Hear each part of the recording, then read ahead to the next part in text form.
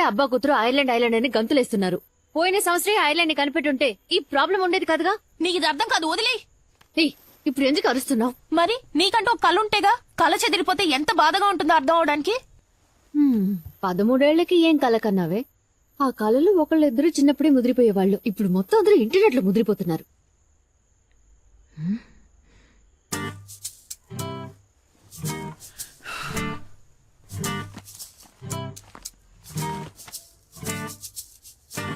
నా college autograph book లో don't forget me when you conquer the world రాసింది ఎవరో తెలుసా తమరికి?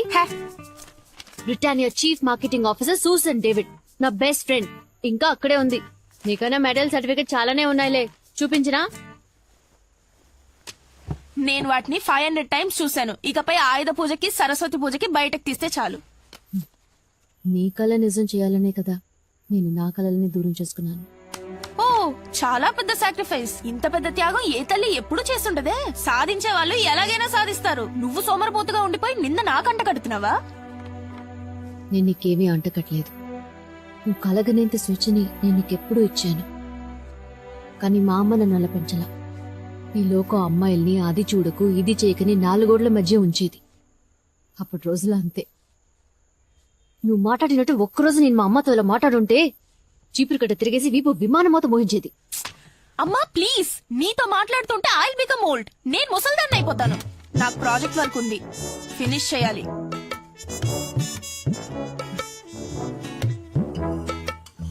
వదిలే, ఏదో కోపాలు ఉంటుందిలే పాపం. అంటారు. నీ కూతురు నీ పోలికలేగా వస్తాయి. నా కూతురు కాదు, తను నా అత్తగారు. ఇదేదో బాగుందే, నువ్వు టేస్ట్ చేస్తుడు. ఇది మీకోసం చేసింది. నేను సూపర్ కేక్ తిన్నాగా, మీరు తినేది మన ఇంటి మేడ మీద కాచింది. ఈ సాలడ్ కి 20,000 రూపాయలా? ఏంటండి, నా జుట్టు గురించి ఏం చెప్పలేదు. ఏం చేసావు? మీరు చూడలేదా?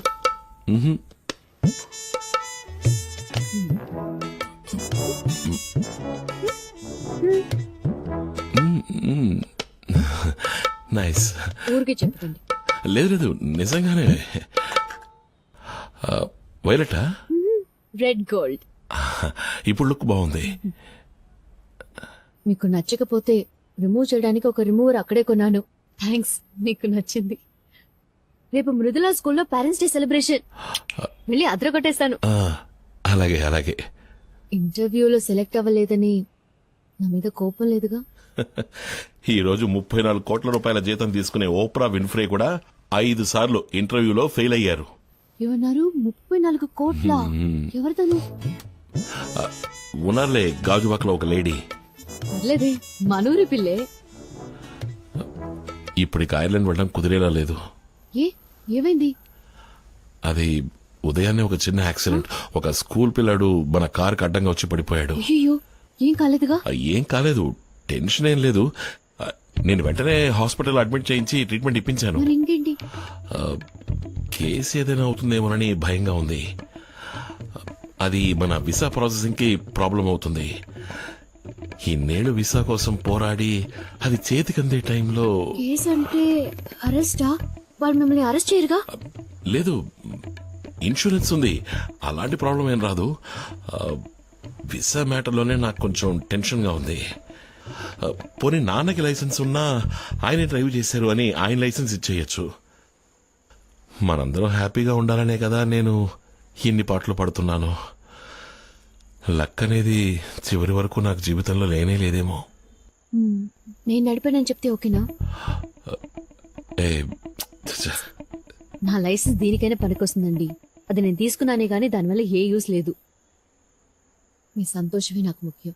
మీ వీసాకి ప్రాబ్లం రాకుంటే నాకు అదే చాలు. ఓకే, నేను ఒక ఫోన్ చేసుకొస్తాను. హలో మూర్తి, నేను ప్రసాద్ని. మనం మాట్లాడుకున్నట్టుగానే ప్రొసీడ్ అయిపోవచ్చు. వసంతకి ఎటువంటి అబ్జెక్షన్ లేదు, కానీ తనకి ఫర్దర్ గా ఏ ప్రాబ్లం రాకూడదు.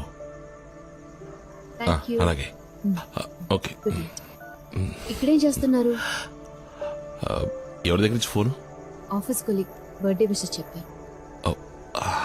రండి భోంచేదురు గాని.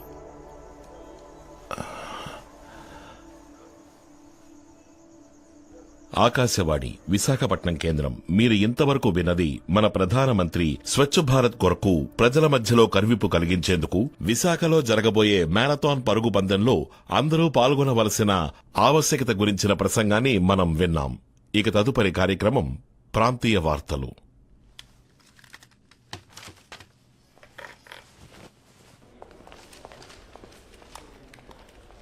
సార్, ఆ? రామ్నగర్ ట్రాఫిక్ పోలీస్ స్టేషన్ నుంచి మిమ్మల్ని అడిగారు. కాంటాక్ట్ చేయమని నంబర్ ఇచ్చారు. నమస్తే, విశాఖ ఆల్ ఇండియా రేడియో. చెప్పండి సార్. హలో, నేను రాంప్రసాద్ని. స్టేషన్కి నన్ను కాల్ చేయమని నంబర్ ఇచ్చారు. అవును సార్. అలాగే. Good evening sir.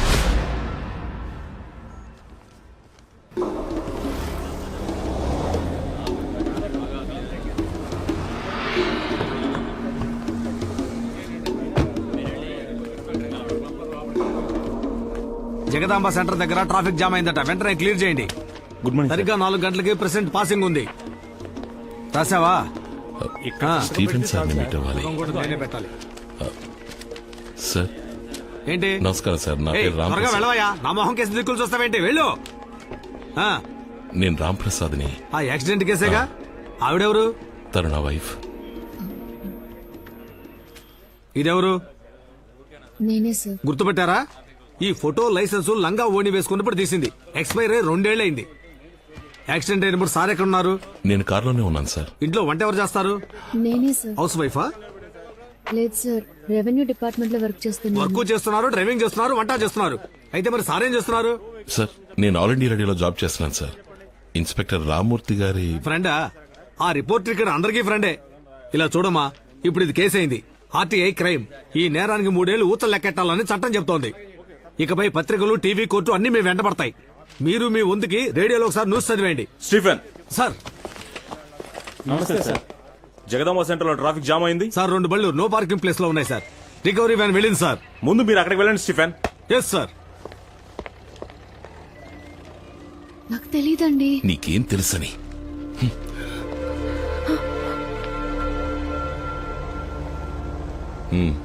నీ పేరు చెప్పాను మూర్తి. ఆయన రెస్పాండ్ అవ్వలేదు. ఇప్పుడు ప్రాబ్లం అది కాదు. నా వైఫ్ లైసెన్స్ అది ఎక్స్పైర్ అయ్యి 2 ఏళ్ళు అవుతోంది. అవును, ప్రాబ్లమే. మనం ఒక లాయర్ ద్వారా మూవ్ చేయడం మంచిదని నాకు అనిపిస్తోంది. బర్త్ డేటా ఎవరికి తెలుసు? మేడం గారి జాతకంలో ఒక డేటు, స్కూల్లో ఒక డేటు, ఇంటర్ సర్టిఫికెట్లో ఇంకొక డేటు. ఆవిడ ఎప్పుడు పుట్టారో ఆవిడకే తెలియదు. ఇప్పుడు హెయిర్ కలరింగ్ చేయించుకుని మళ్ళీ 2nd ఇయర్ చదవబోతోంది. అబే లేదు మూర్తి, ఈ కేసు క్లోజ్ అయ్యేంత వరకు నేను టూరిస్ట్గా కూడా ఎక్కడికి వెళ్ళలేను. ఐర్లాండ్ వెళ్లే ఆశలు వదిలేసుకున్నాను మూర్తి.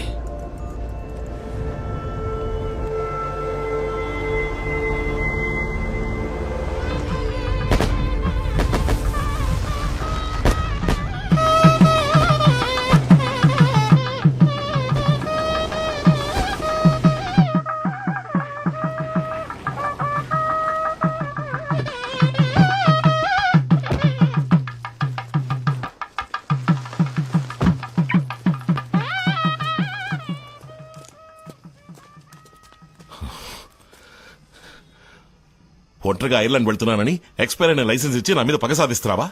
అయ్యో, అది ఎక్స్పైర్ అయిన విషయం నాకు తెలియదని మాత్రం చెప్పకు. నిజంగా తెలీదండి. లైసెన్స్ తీసుకోవడంతో సరి, ఆ తర్వాత ఒక్కసారి కూడా యూజ్ చేయలేదు. నాకు ఇచ్చే ముందు కూడా నువ్వు దాన్ని వెరిఫై చేయలేదా? లైసెన్స్ కూడా ఎక్స్పైరీ ఉంటుందని తెలీదు. నా మాట నమ్మండి. నాకు తెలీదు అనే ఒక్క మాట నేర్చుకుని ఈ లోకంలో సంతోషంగా జీవించే ఏకైక వ్యక్తి నువ్వే.